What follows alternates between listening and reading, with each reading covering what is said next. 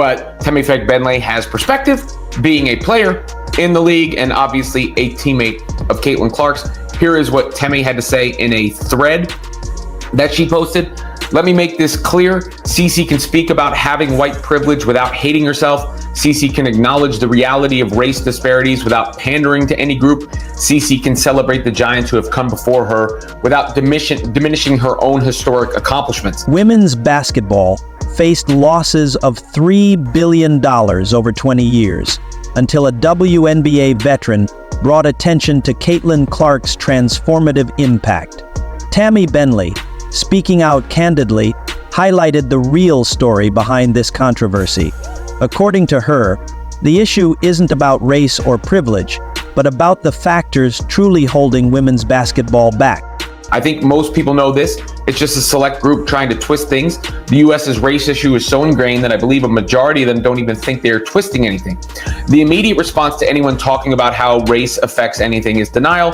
This is a great opportunity for some respectful conversations about race in the US. However, the combos will only be beneficial if there are no racist or prejudiced people involved. Fagbenle, a seasoned player with vast experience, expressed strong views about the current state of the WNBA. The drama surrounding Clark's Time magazine interview, where she addressed her white privilege and honored black players who shaped the WNBA, sparked mixed reactions. But Fagbenle's perspective was strikingly different. Instead of joining critics, she focused on the tangible changes Clark has brought to the league. Temi Fagbenle is a fan favorite for a reason. Like, she was the de facto leader early on that season for Indiana. She played unbelievably hard. She was one of their best defenders. She was the first player to really embrace Caitlin, and for that, Temi Fagbenle will always be a fan favorite player for the rest of the time. For over 2 decades, WNBA players struggled with inadequate resources like commercial flights, enduring delays and layovers. Yet within weeks of Clark's arrival, chartered flights became a reality. Fagbenle praised this shift, emphasizing that Clark's presence has driven higher attendance, record-breaking TV ratings, and unprecedented attention to WNBA events like the draft. She noted that these developments benefit everyone, not just Clark. This is Temi attempting to have Caitlin Clark's back, and Caitlin Clark should not apologize for being white, should not hate herself, and being white has, in my opinion, nothing to do with her success on the basketball court, or very, very, very little to do. Fagbenle also addressed the resentment toward Clark within parts of the WNBA community. She criticized this mindset, arguing that opposing someone who's improving conditions for all players is counterproductive. Comparing it to workplace dynamics, she questioned why anyone would resent someone bringing collective benefits. I believe Caitlin was simply trying to convey, one, that she respects her peers and those that came before her, which is a great message. And two, that maybe she did get a fan base activated that wasn't going to be following the WNBA before because of the curiosity factor about this white girl from Iowa. That's what I think she was trying to convey. Touching on privilege, Fagbenle acknowledged Clark's efforts to elevate black players and recognized the pioneers of women's basketball. She drew parallels to historic movements for change, emphasizing the importance of welcoming allies in the fight for progress. Her message was clear. The real fight should be against systemic barriers that have held back women's basketball for decades, not against someone striving for improvement. Fagbenle stressed unity as essential for meaningful change. She highlighted how progress in women's sports requires coalitions, not division, and praised Clark's efforts to amplify the achievements of black players. According to Fagbenle, this collaboration doesn't undermine anyone's legacy, it strengthens it. She concluded by addressing the long-term implications of this moment, emphasizing that the attention Clark has brought to the WNBA doesn't diminish the achievements of past players. Instead, it highlights the league's growth and sets the stage for a brighter future for women's basketball as a whole. Before Caitlin Clark's arrival, attracting major sponsors to the WNBA was a massive challenge, with companies showing little interest. However, things have drastically changed.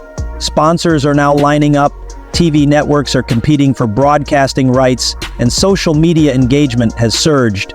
Temi Fagbenle highlighted how this influx of attention and money is benefiting everyone in the league, not just Clark. She also pointed out the significant conversations happening around raising salary caps, improving benefits, and upgrading facilities. Changes that were unthinkable just a few years ago. Fagbenle called out critics for their inconsistency, reminding them how they previously demanded more exposure and investment in the WNBA. Now that these demands are being met, she questioned why there's resistance to the change, even if it came from an unexpected source. She emphasized that progress doesn't always look the way people imagine, and sometimes it requires embracing unconventional catalysts. Drawing from her international experience, Fagbenle explained how this newfound attention is creating global opportunities for women's basketball. She shared stories of young players worldwide, now inspired to watch WNBA games, who are discovering not just Clark, but also stars like A'ja Wilson, Breanna Stewart, and the trailblazers who built the league. This global reach is broadening the league's impact far beyond the US, creating a pipeline for future talent. Fagbenle addressed a peculiar double standard. Some critics want the WNBA to grow, but only in a way that aligns with their vision. She countered this by stating that progress doesn't always arrive through conventional means.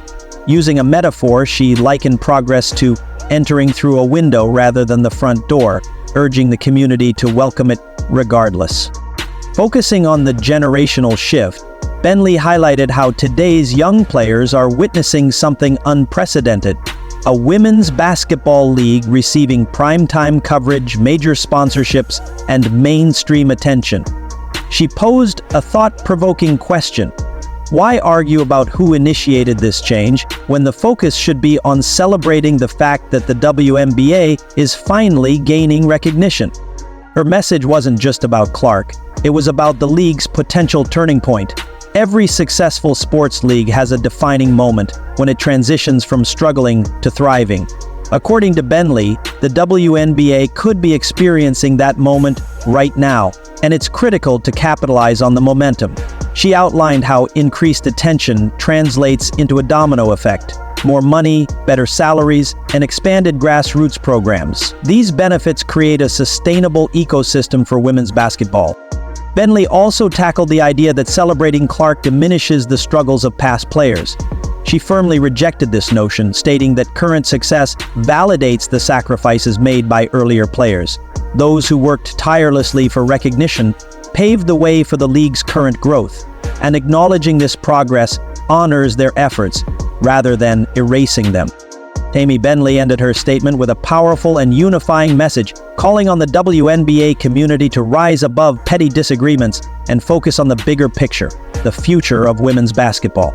She made it clear that this isn't the time for individuals to get bogged down in personal grievances or disputes about who deserves credit.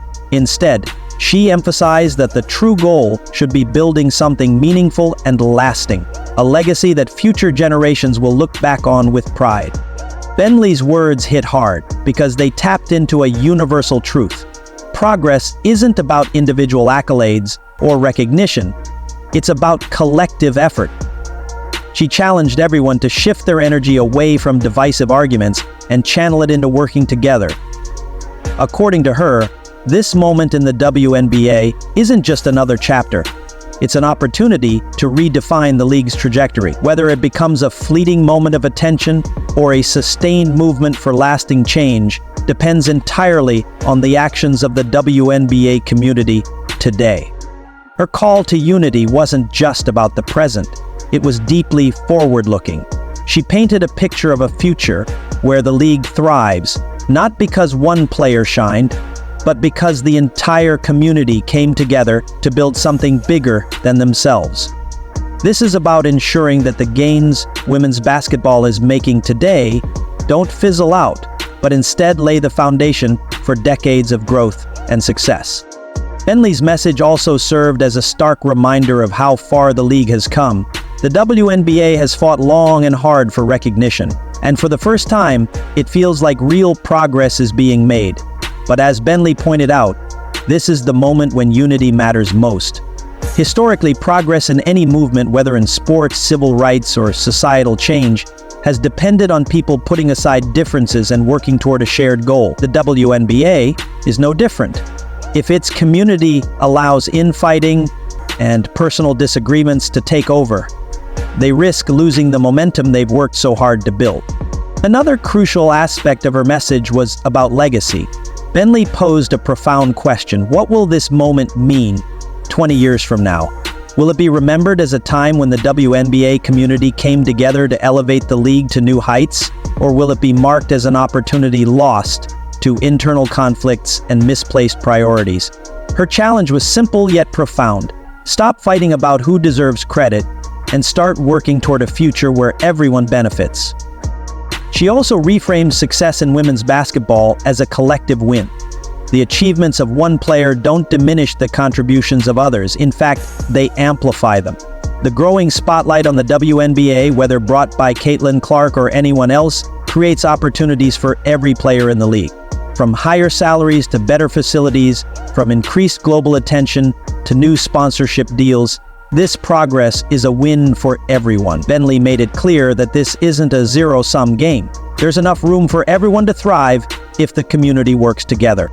Her message resonated on an even deeper level because it wasn't just about basketball, it was about the power of collaboration and the strength that comes from unity. Women's basketball, like any movement, can only reach its full potential if people see beyond their personal biases and focus on the greater good.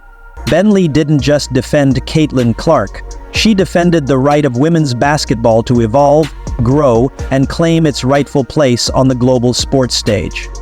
In the end, her words were more than just a defense of one player or a critique of the WNBA's critics. They were a rallying cry for the entire community to embrace progress, even if it comes from unexpected sources. As Fagbenle put it, this isn't about who turned on the lights, it's about celebrating that the lights are finally on and ensuring they stay on for generations to come.